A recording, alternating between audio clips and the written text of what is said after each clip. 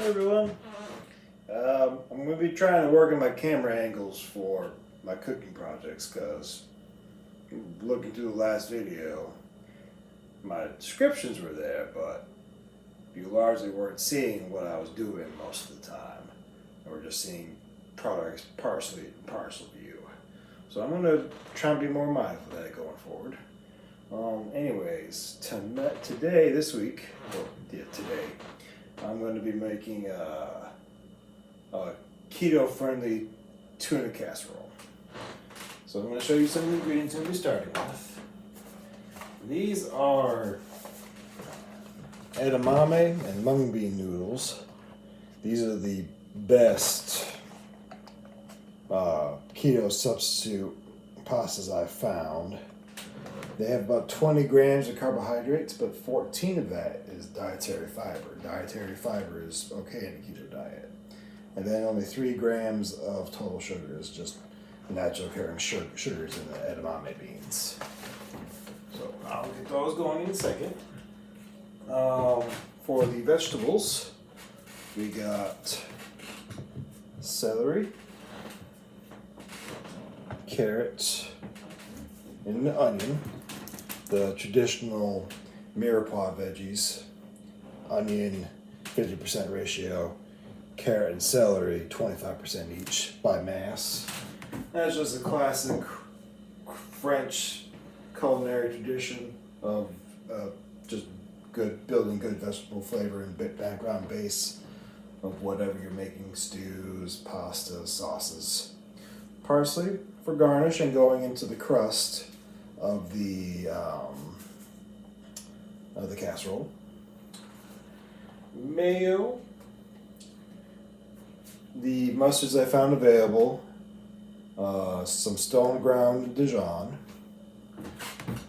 and some capers. These are just left in my cupboard. Cream cheese, I'll just have to judge based on the thickness of how much cream cheese I'm going to be using again. Either the half pound or full pound.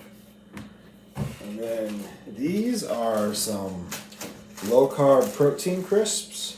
I'm going to crush these up some more. These are at the bottom of the protein crisp chip bag I had. I'm going to roll these and crush these up. These are going to take the place of my panko or breadcrumbs that would normally go to the crust for a tuna casserole.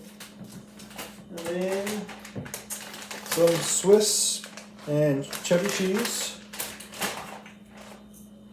salt and pepper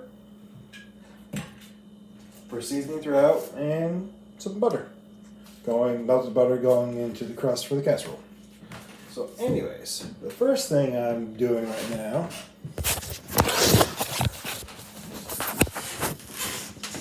I'm just getting some water to a boil. It's almost there. I'm gonna get pasta going first. That's always, you always want to try the multitask projects. So in the meantime, hold on. I'm gonna start with some veggie prep. So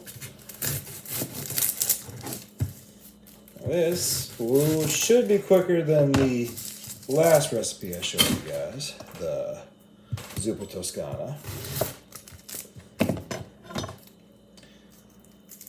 Cut the onion in half. Peel off the bits.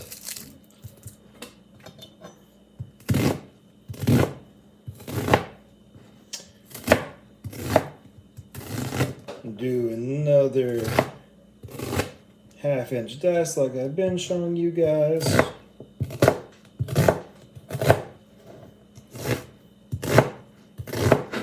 This is closer to a quarter inch or in between the two. Set these aside. Now today's veggies, the order I'm cutting them, the bottom of this bowl is going to go in last. So I'm putting onions at the bottom of my bowl. They'll have the quickest cook time. The first veggie I'm going to get going will be my carrots and then my celery. And then I'm going to rinse off these 2 sticks of celery I have. Gonna cut off the ends because they're a little old.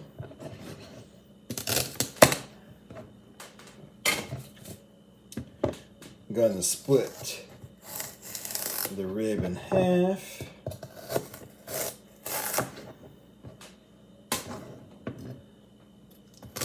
And I'm just doing dice.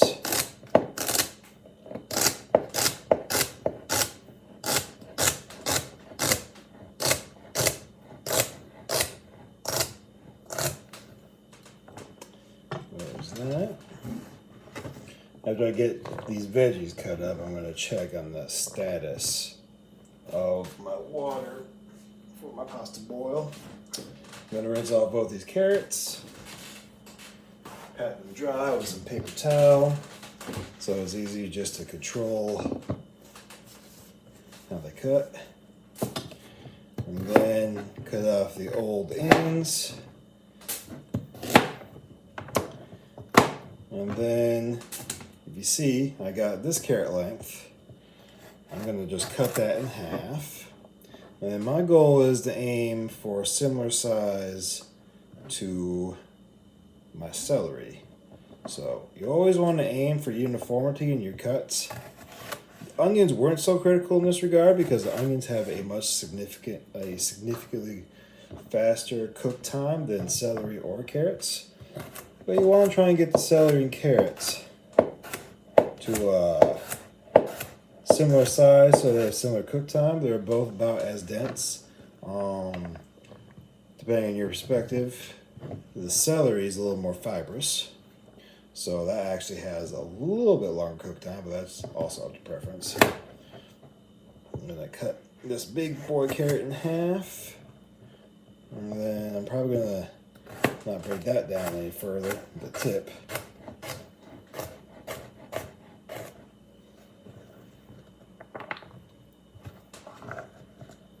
And I believe I hear my pasta water going, so I'm going to finish cutting up this carrot and then see if that's at a boil yet.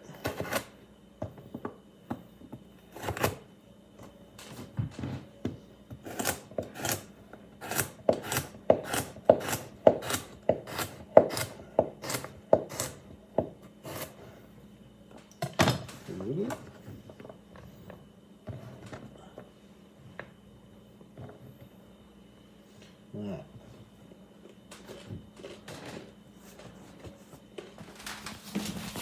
Okay. Bubbles. I could go a little further for a rolling boil. I don't need all that. I'm going to go ahead and get them noodles in.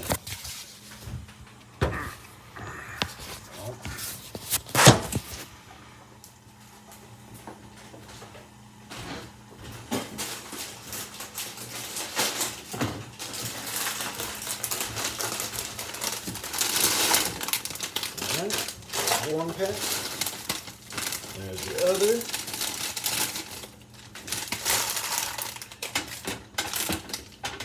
I'm going to disperse the noodles. Now what I found is that these edamame noodles have a slightly quicker cook time than conventional pasta.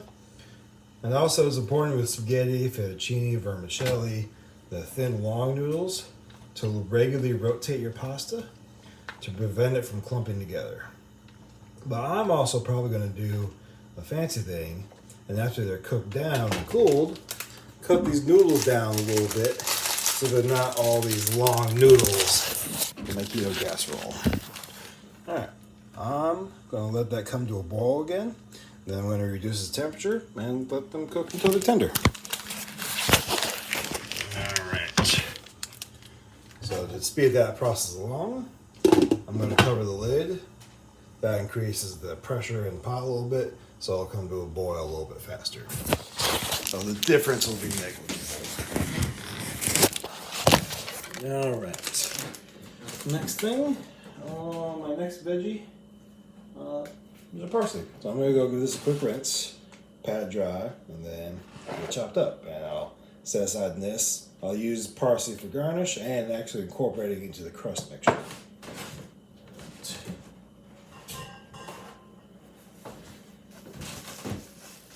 Now, what you're going to see to some, if any other culinarians actually watch this and they're very mindful of waste, I'm going to be wasting a good amount of this parsley.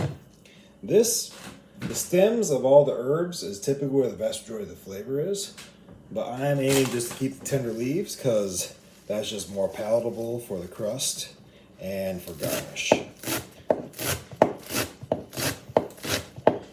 And also, you can always use whatever stems, celery leaves for veggie stocks if you want to hold on to them and start making your own stocks.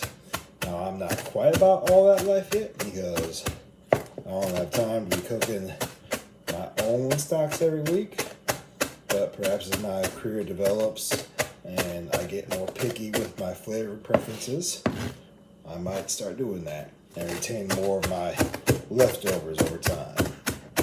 But for now, I don't need those stems in my life.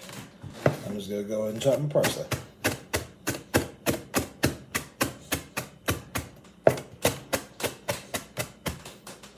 Get it all back into the center. Cut one direction.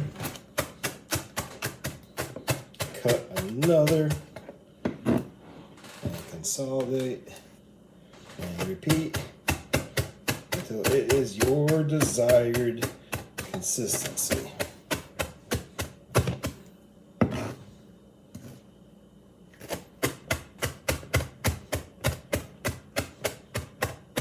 Alright, I'm going to go back and check my pot because I'm fairly certain my pasta water has come to a boil. Bubbles. Alright, so I'm going to take the lid off the rest of the way. Let's see what you guys see. And then reduce my heat and rotate. Ah, it's already tender. Now let's try this fancy test.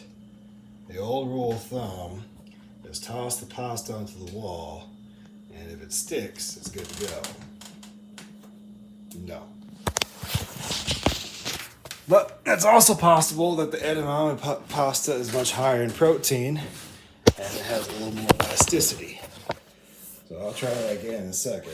But for now, I'm just going to go ahead and dry off all those parsley I just chopped up for myself. Alrighty.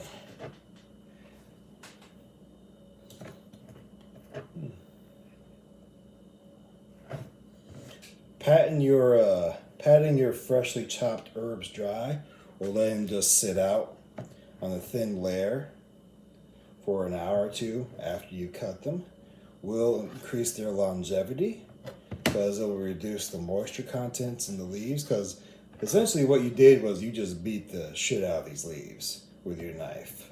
You are cutting them to a degree, but you're largely just, depending on how sharp your knife is, smashing them, breaking down some of their cell walls, making them prone to decaying faster. But whatever you can do to delay that process, like patting them dry, letting them air dry for a couple hours, will preserve them in your fridge or however you preserve them for a little bit longer. Alrighty. And parsley. Use all those leaf things because I still believe I might have another project with my cutting board, but I don't think I do.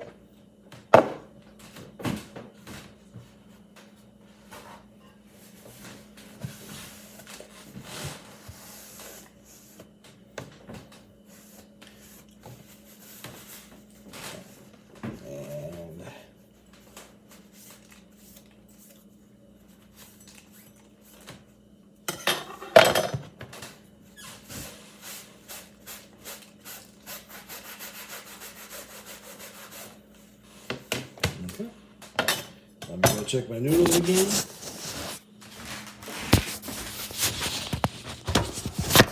Oh, that was the fear. I almost went into the abyss. Alright, fairly limp and tender. So I'm going to go ahead. And that was, let's see, I think I put those in around the 9-minute mark. So there's 7 minutes. And also, this is going to a casserole. So that's going to get baked in the oven for 30 to 45 minutes, depending on how much I want the crust to be done. Yeah.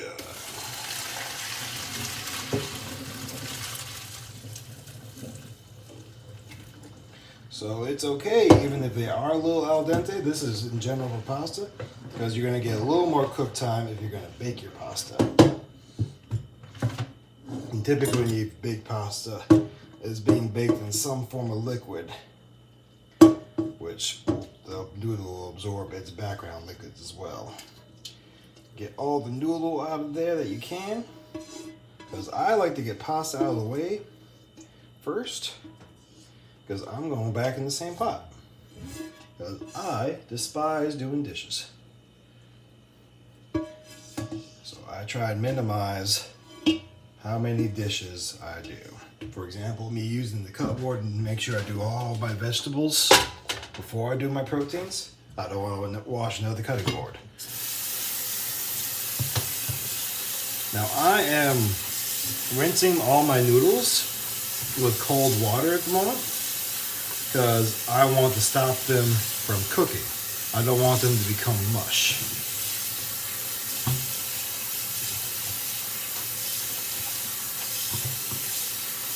And a big pile of noodles is still very warm in the center, so I'm also actively, I will do my best here. Rotating is one-handed, so I'm struggling slightly. But I'm rotating noodles out from the center so they get more exposed to the cold water to try and reduce their internal cooking temperature. Okay. Now this water is pretty cold. Turn it off for a second. Finger the center of my noodles, because that's what they like. And they're cold to center. So now I'm going to go back to finishing up my cutting board stuff. Oh boy. I don't know what angle that caught. Okay, there we go. There's my pile of 1 pound of edamame noodles, cooked off and cooled, rinsed in water. I'm going to cut those down a little bit later. But we're going to go back and finish up our other board activities. All right. So, let's see. Got some butter. Gonna split this in half. This is about 4 tablespoons of butter.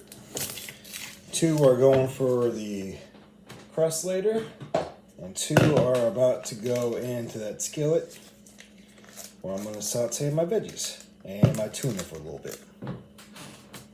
Not that skillet, that pot I have a pasta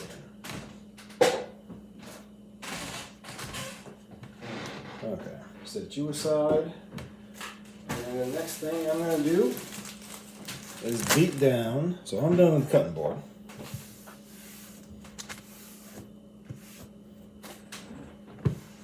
I'm going to beat down these chip crumbs. I'm going to get a rolling pin, but I'm also going to try and not generate too much noise for my neighbors. Oh, rolling pin. Chip crumbs, some of them are already pretty crummy.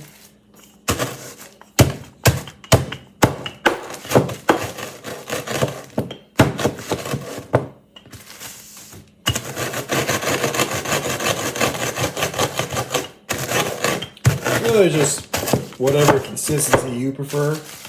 I mean, I'm aiming to get breadcrumb or panko almost.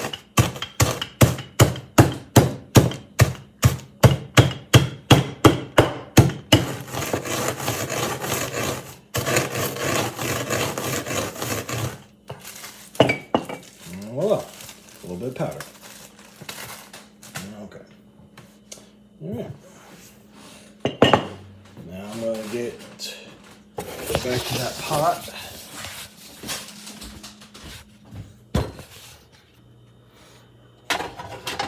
And get butter going. Remember, I gotta keep both eyes.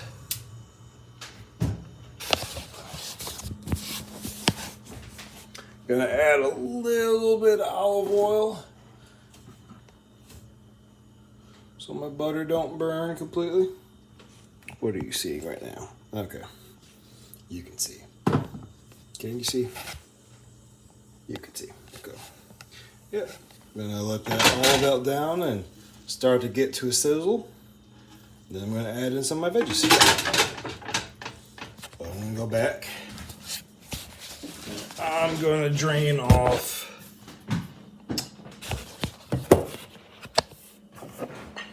my tunas. I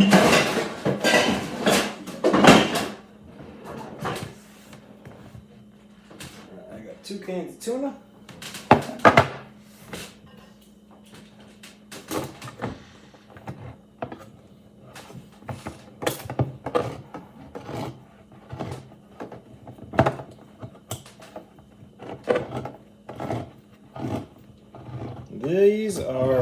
These will be 9-ounce cans of solid tuna. They're 12-ounce cans with liquid. That'll be 9 after they're drained off. So I'll have just a little over a pound of tuna with 1 pound of noodle. Not sure how much liquid I'm going to have. And I'm going to have about a pound of vegetable going into the mixture. Ooh.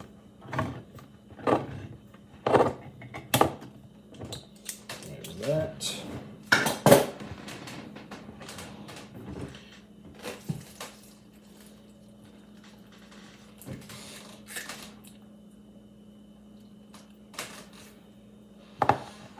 One drained off.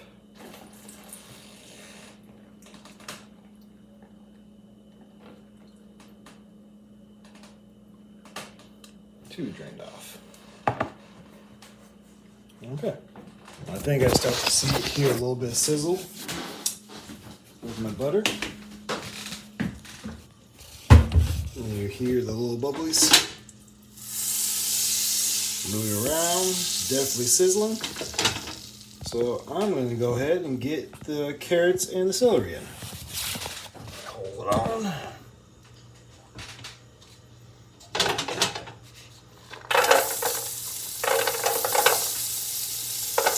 Just trying to make sure I don't get the onions in there just yet.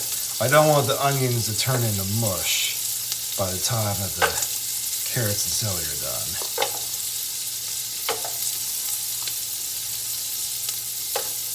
Well, it won't be the end of the world if a few onions go in there, just so long as I get all the carrots and celery.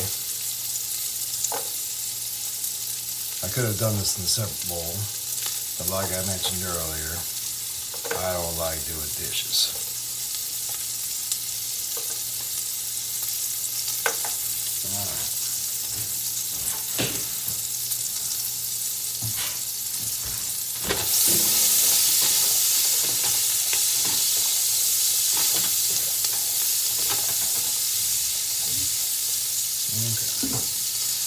So, I got the onions, the carrots, and the celery spread out in the pan a little bit. I'm going to reduce this heat. I'll season this with salt and pepper in a second. For now, I'm just going to let the veggies do their things by themselves and get all their own flavors. And for the moment, I'm going to be in the background rinsing some dishes. And I'm going to go ahead and get some salt and pepper up in here.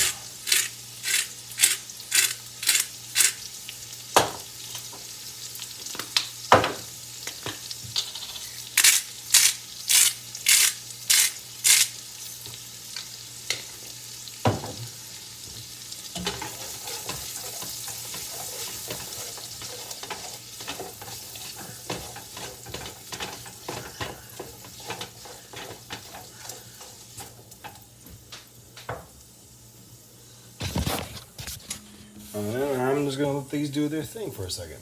In the meantime, I'm going to work on making the little crust for the tuna casserole.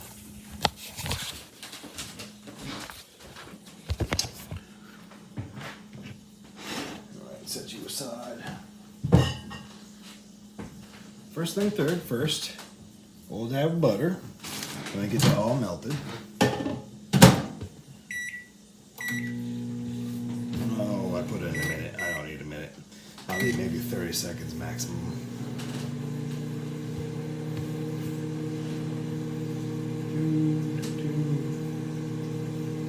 I'm waiting for my southern catch to get to about halfway point before I add the remainder of the onion. And then I'll add my tuna, get a little bit of browning on that, and then I'll add the saucy components to this mixture. The mayo, mustard, Dijon, a little some capers. Alright. Melted. Hold on. Melted butter.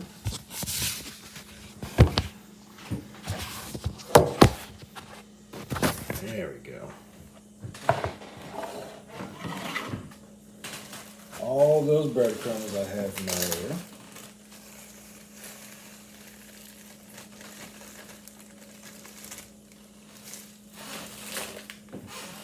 Good. This is about 2 tablespoons of parsley. Probably added another. And then mix that up, and I'm going to add some cheese as well.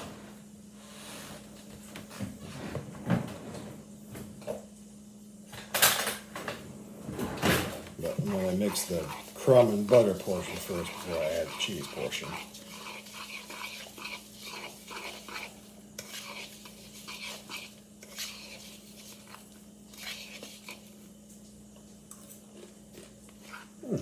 We're good.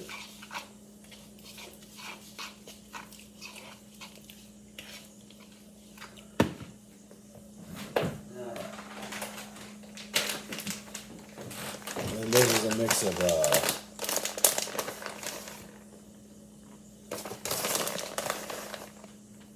cheddar and some Swiss.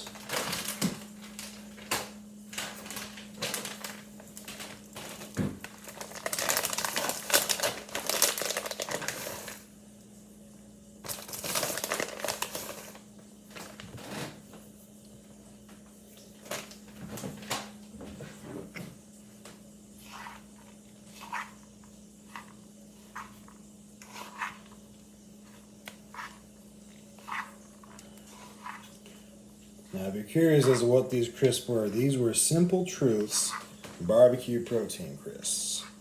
The inspiration of this recipe, they originally recommended pork rinds. So really, there's also, you don't even necessarily need to do a crunchy crust. You could just top your casserole with cheese. It's however you want to do it.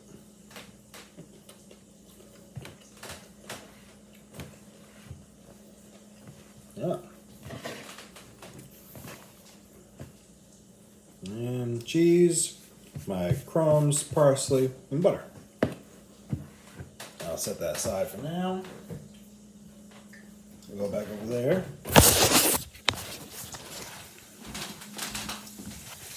And check on my veggies.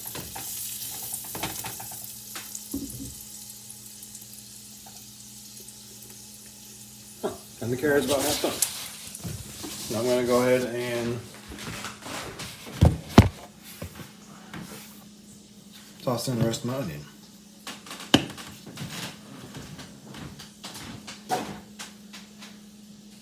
I'm going to crank up the heat a little bit.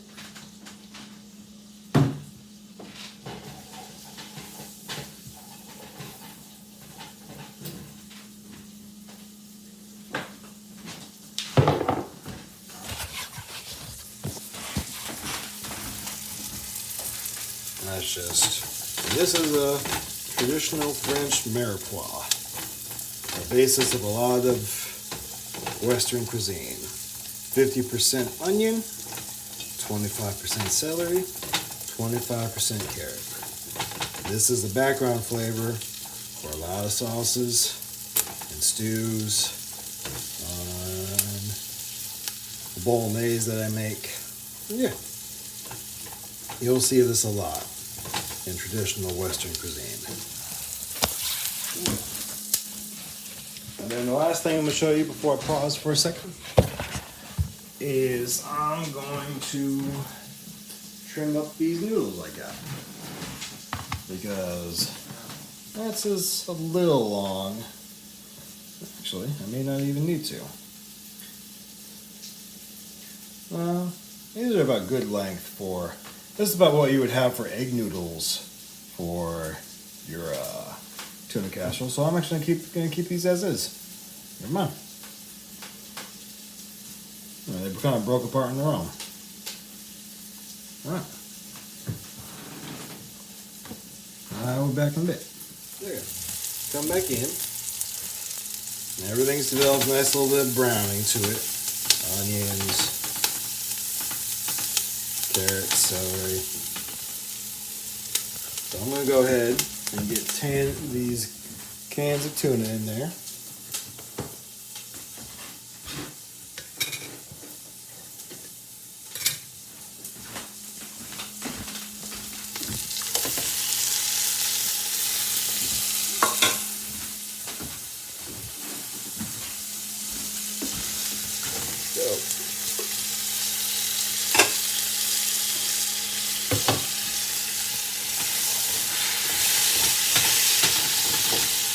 Mix that all around.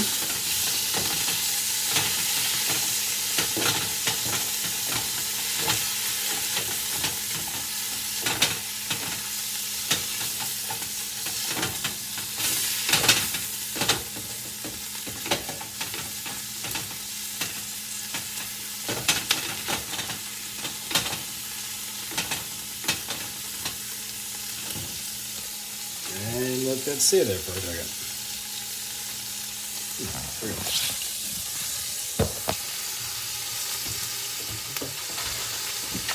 And the next thing I'm going to do is I'm going to get one of my cream cheese packs out.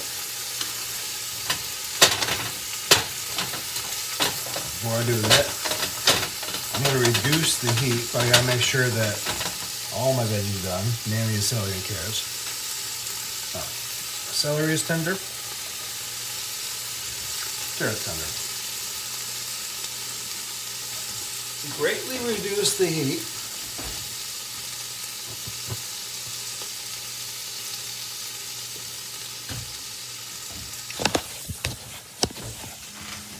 And that's about what I'm aiming for. Because I'm going to gently melt the cream cheese in here. This will sort of form the basis of this sauce. I'm going to start with one pack.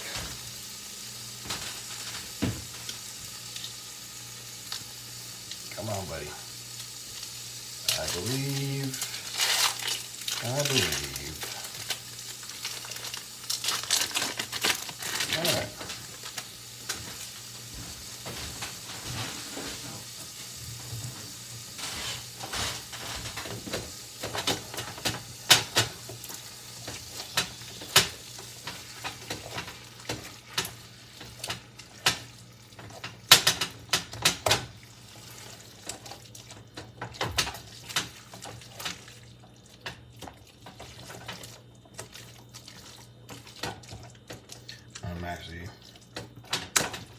I'll see. I may need both. I'm just gently mixing it around.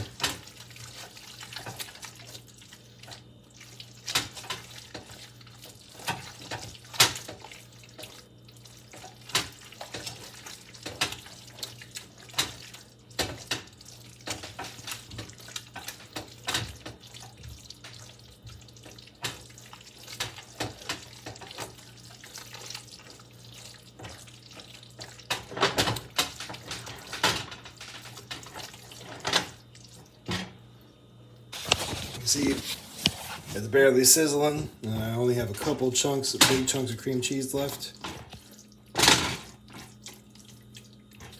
This is a nice, roux-less sauce. I know it doesn't look that appealing, but it tastes good. It's creamy, it's tuna, it's flavor from the veggies.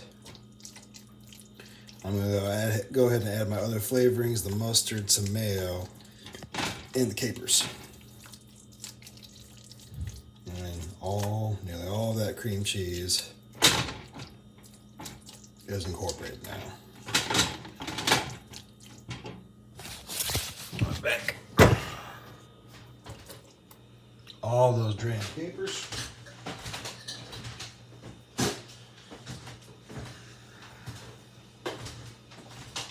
I'm gonna put in the remainder of this Dijon because I only got like a tablespoon in there.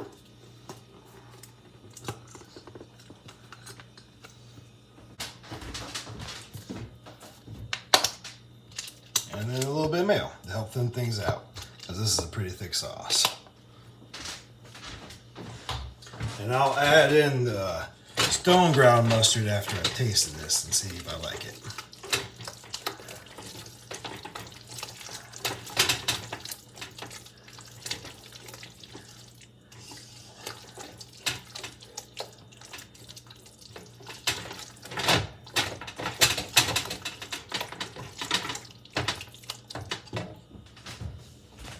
Then I'm going to add in some cheeses, both Swiss and cheddar, for flavor as well.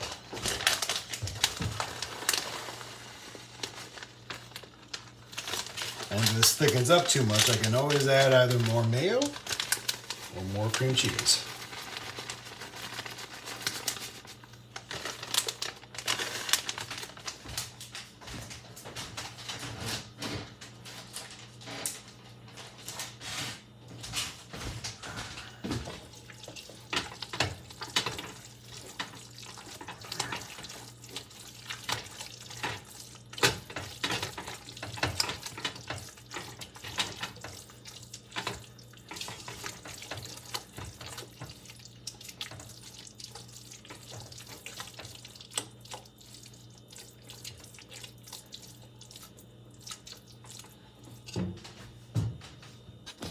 And this is looking about good so far. This is going to get a lot of noodle in it, so it's not going to look as thick and heavy. So let me taste it and see how I like it. I probably need to add cheese, salt, mustard. I'll probably have to add something.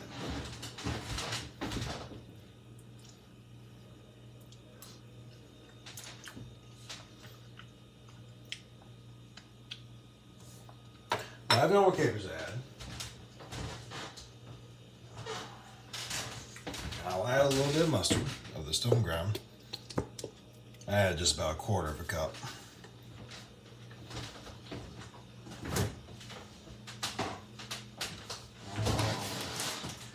I only have a little bit of the Swiss left, so I've used about 4 ounces of Swiss for the sauce component. Adding more cheese, I'm going to add some more mayo to help thin things out.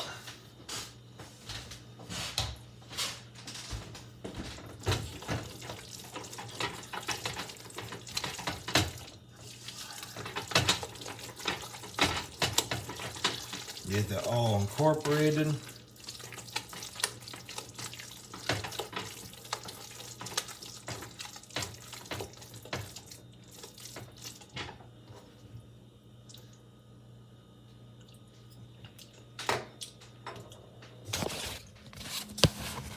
I am getting places. I'm going to add the noodles and then I'll finish the salt and pepper. See where it's at.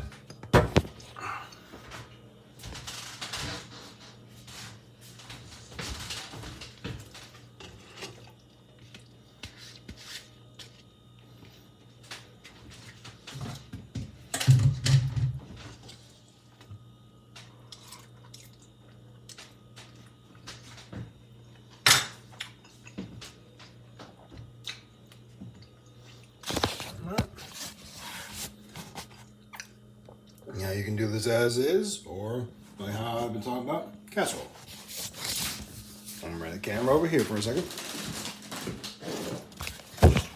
I'm gonna add a little salt and pepper to that, just my preference. Hold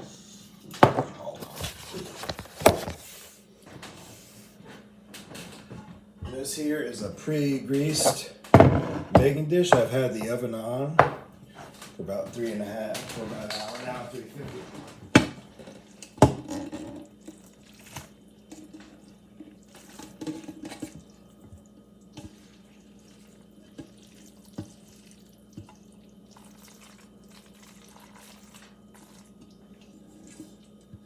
Now, of course, if you're by yourself, you can greatly reduce this portion. This is gonna be a meal going. This will be one of my meals for Loud next week. So now I got. Okay. Spread this out into a nice even layer.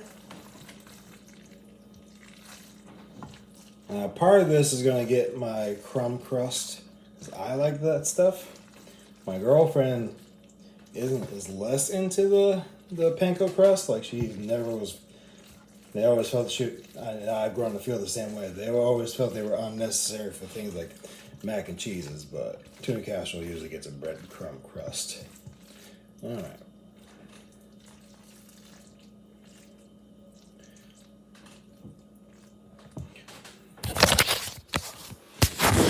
Nice and even layer.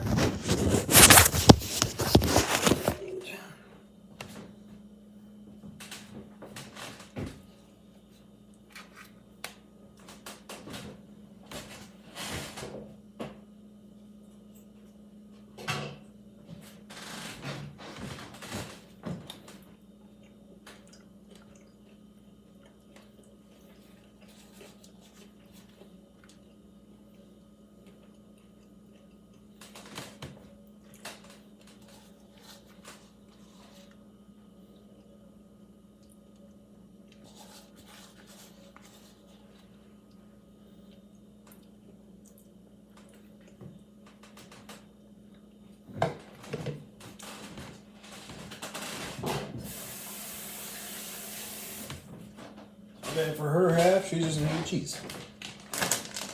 She likes it simple.